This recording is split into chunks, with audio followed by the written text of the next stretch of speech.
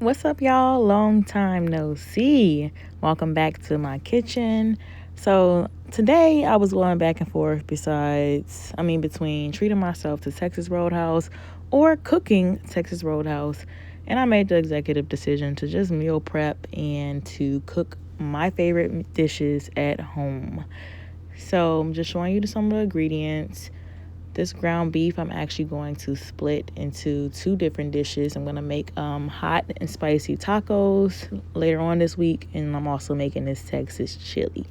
When I order Texas Roadhouse, I love to get the chili as a starter, a Caesar salad, either green beans or butter corn, and then I love to get me a steak as well. My oven is currently broke, so of course the rolls would have been on the scene, but next time.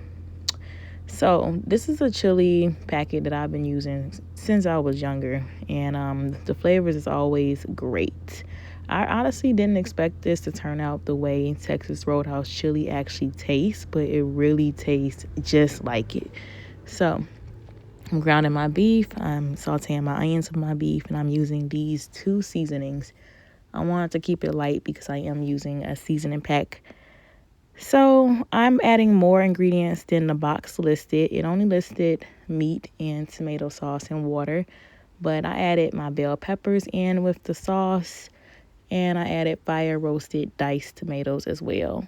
So since I'm only using like less than a half a pound of meat, I'm putting in less than half the seasoning. But I would suggest that you just taste it as you go, because I ended up putting more seasoning and some Himalayan salt to really bring the flavors together. So yeah, you want to add all those ingredients in that I just showed you. I'm showing you the leftover bit of my meal prep because I'm using the rest for breakfast. And look at Angel. It must be smelling good because she's right there. So you can increase your spice level with this seasoning package. They add in cayenne pepper, but I let it simmer for about 20 minutes. I went outside and I was like, oh my God, I'm gonna show you guys the bloopers because I was outside longer than expected. So I was like, did I burn it? But it actually turned out well. Not my baked potato, my boiled potato broke. And yeah, I almost forgot the chili beans. The spicy chili beans are a must. Okay, so that was all done. Moving on to the steak. Also, I added some acidity to that chili, by the way, y'all. I had some vinegar, apple cider vinegar, and a little bit of sherry wine, and I really just bought it all together. So, pro tips, you want to leave your steak out and make it at least close to not room temperature, but just you don't want it to be cold. I'm using the same Texas Roadhouse seasonings and steak seasoning and salt and pepper. And now I'm just pressing it in and massaging it in. Even the fatty parts that's not really edible, I'm putting the seasoning in there as well because, some people like to suck on the gristle. I don't even know if that's the right word for it, but I don't know. I like all my parts of the steak and meats to be seasoned. So, yeah, pro tip, pull your steak out at least 30 minutes to 40 minutes in advance before you put it on the stove top. And if you really want a sear, I actually wish I could have made a deeper sear this go around, but I was scared. I didn't want to burn it. But yeah, to get that sear, you want to pat it dry and get that moisture out prior to putting it in the pan.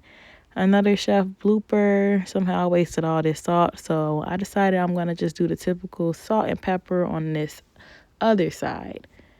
Just because I spilled a lot of salt and it actually did not turn out super salty. It turned out very delicious. Next is my buttered corn. I'm just putting literally butter and pepper, and honestly, some steak seasoning will be good in here as well. So I just let that go by itself. I have my garlic oil in the pan. I don't know if I want to say pan or pot. But yeah, I'm just pressing it down just so that sear can really get evenly on that entire side of that steak. If only you could smell the kitchen right now. And now I'm just showing you, just stirring my corn up. I used to melt butter and then toss my corn in there and saute it and then put the seasonings. Honestly, I feel like that gives you better flavor, but I was just moving quick. I had to peek. I had to peek and see what was going on. You're not supposed to move it technically, though, until it's time to flip. But yeah, I'm adding my Worcestershire sauce. Black people's staple, if I do say so myself. And then I'm letting that go until I get that nice crust that I'm looking for.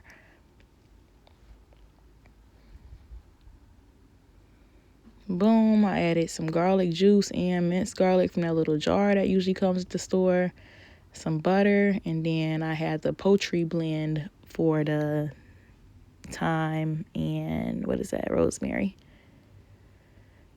And I'm just basting it with that butter, garlic butter. So yeah, just keep going to make it nice and juicy. And that is my finished product. My steak was cooked well done. And no, it was not chewy. Thank God. Because that would have just devastated me. So yeah, as soon as I thought I was done with this Royal Rumble of food, I was like, oh my gosh, I forgot my Caesar salad. So I got that mixed all together. Of course, rinsed really well. And voila, this is my version of Texas Roadhouse at home. My mom loved it. She's a picky eater. So when she gives me compliments from the heart, I know that I did a good job. Yep. Way more affordable. You have leftovers if you want. You can control the seasoning and the sodium amount. Here goes that cheese pull. And unlike them, I did the oyster crackers for that chili. See y'all in my next video. Thanks for watching.